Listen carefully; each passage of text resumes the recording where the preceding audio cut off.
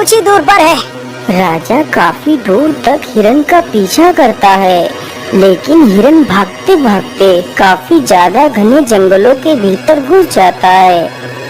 अरे तेरी की मेरी फूटी किस्मत, हाथ आया हुआ शिकार हाथ से चला गया।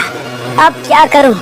सुबह से घूमते घूमते सिर्फ वही शिकार हाथ लगा था, लेकिन वो भी हाथ से निकल गया। चलो अब वापस लौट चलता हूँ। इतना सोचकर राजा अपने महल की तरफ वापस चल पड़ता है।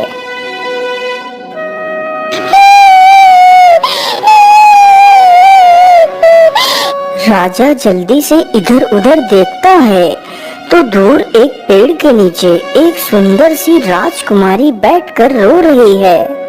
अरे ये युवती कौन है और ये यहाँ पर बैठकर रो क्यों रही है? चलो इसके पास चलकर पूछता हूँ। इतना सोचकर राजा उस युवती के पास जाता है तो देखता है कि युवती इतनी ज्यादा सुंदर है कि राजा उसे देखता ही रह जाता है। अरे सुंदरी, तुम कौन हो और तुम यहाँ पर बैठकर इस प्रकार क्यों रो रही हो? मैं राजगढ़ की राजकुमारी इंदुमती हूँ। मेरे पिता युद्ध में दुश्मनों के हाथों से पराजित हो गए और मेरे पिता को उन जालिमों ने बंदी बना लिया। मेरे पिता ने मौका पाकर मुझे उनकी गिरफ्त से आजाद करवा दिया, लेकिन मेरे पिता उसी के पास बंदी हैं। अरे सुंदरी, तुम परेशान मत हो। मैं उज्जैन नगर का राजा वीर प्रताप हूँ। मैं तुम्हारी पूरी सहायता करूँगा। अरे महाराज, मैं रोऊंगा तो क्या करूँ? मेरे पिता बंदी बन गए, मेरा सब कुछ लूट गया। अब कहाँ जाऊँ? किससे मदद मांगूं? अब तो मेरा कोई घर भी नहीं रहा। अरे राजकुमारी, आप निराश न हो। आप मेरे साथ मेरे राज्य महल चलिए, वहाँ पर आपको कोई भी समस्या नहीं होगी। नहीं महाराज, मैं किसी गैर पुरुष के साथ ऐसे नहीं जा सकती। अच्छा ठीक है, यदि तुम ऐसे नहीं जा सकती तो फिर कैसे जाओगी? बताओ मुझे। नहीं महाराज, मैं आपके साथ ऐसे नहीं जा सकती। यदि आप मुझसे विवाह करने के लिए तैयार हो, तभी मैं आपके साथ जाऊंगी। उस राजकुमारी के मुख से यह बात सुनकर राजा मन ही मन बड़ा प्रसन्न हो जाता है, मानो उस राजकुमारी ने उस राजा के मुख की बात छीन ली हो। ठीक है इंदुमती, मैं तुम्हारे साथ विवाह अवश्य करूँगा। चलो मेरे साथ।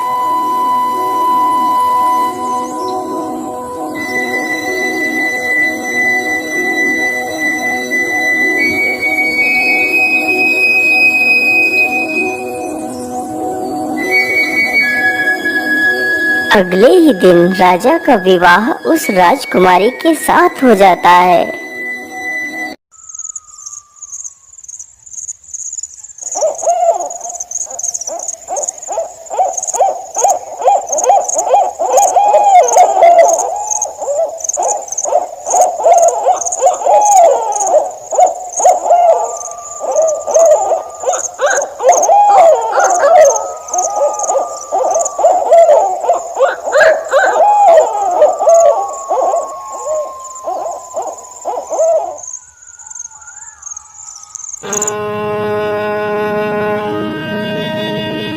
महाराज, मैं आपसे एक बात पूछना चाहती हूँ। हाँ हाँ महारानी, पूछो। आप क्या पूछना चाहती हो? महाराज, आप मुझसे कभी भी दूर मत होना, क्योंकि आप जानते हैं ना कि आपके सिवा मेरा इस दुनिया में कोई भी नहीं है। अरे महारानी, आप ये कैसी बात कर रही हैं? मैंने आपसे विवाह किया है और मैं भला आपको क्यों छोड़ूंगा?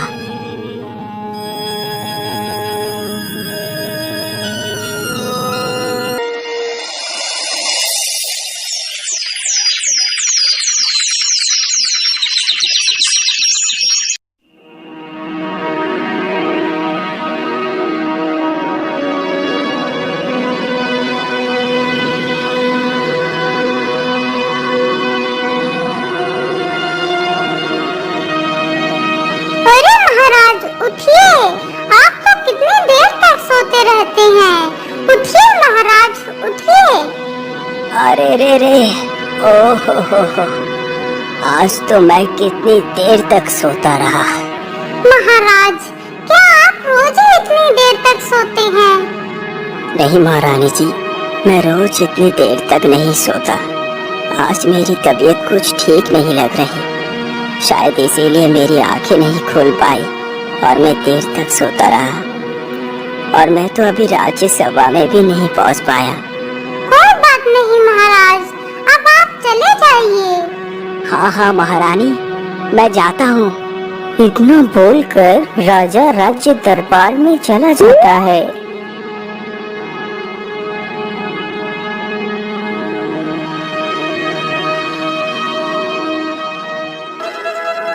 अरे मंत्री जी, आज मैं इतनी देर तक सोता रहा और आप लोगों ने मुझे जगाया भी नहीं।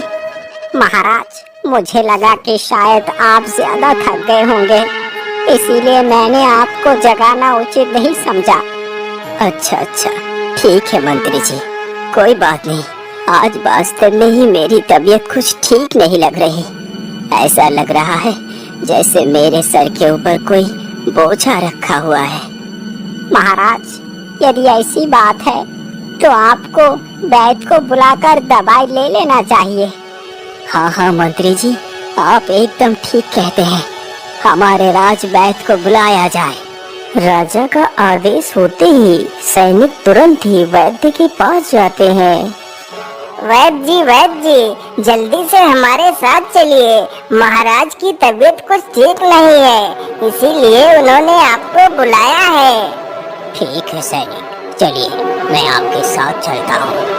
वैद्य तुरंत ही राजमहल में पहुँचता है।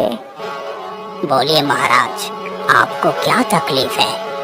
वैद्य जी, आज सुबह से मेरा सिर भारी लग रहा है। मानो ऐसा प्रतीत होता है जैसे मेरे सिर के ऊपर कोई भारी बोझा रखा दिया गया हो। महाराज, आप परेशान ना हो, मैं आपको दवाई दे देता हूँ, आप ठीक हो जाएंगे। इतना कहकर वैद्य अपने थैले से एक बूटी निकालता है। ये लीजिए महाराज, आप इस दवाई को खा लीजिए। राजा तुरंत ही उस बूटी को खा लेता है। बूटी को खाते ही राजा कुछ देर में ही स्वस्थ हो जाता है। अरे वाह, ये औषधि तो वाकई कमाल की थी। अब तो मैं पूरी तरह स्वस्थ हो गया हूँ। वैद्य जी, आपका बहुत बहुत धन्यवाद। बोलिए, आपको क्या इनाम चाहिए? महाराज, आप स्वस्थ हो गए, इससे बढ़कर हमारे लिए क्या इनाम हो सकता है? वैद्य की यह बात सुनकर राजा बहुत प्रसन्न होता है। अच्छा महाराज, अब मैं चलता हूँ। ठीक है वैद्य जी, आप जा सकते हैं। इतना सुनकर वैद्य वहाँ से निकल पड़ता है। वैद्य अभी मुश्किल से महल के दरवाजे को ही पार कर पाया था। अरे वैद्य जी, रुकिए, महाराज की तबीयत फिर से बहुत ज्यादा बिगड़ गई है, आप जल्दी से चलिए। अरे, ये क्या कह रहे हो सैनिकों? हाँ वैद्य जी, मैं एकदम ठीक कह रहा हूँ, आप जल्दी से हमारे साथ चलिए।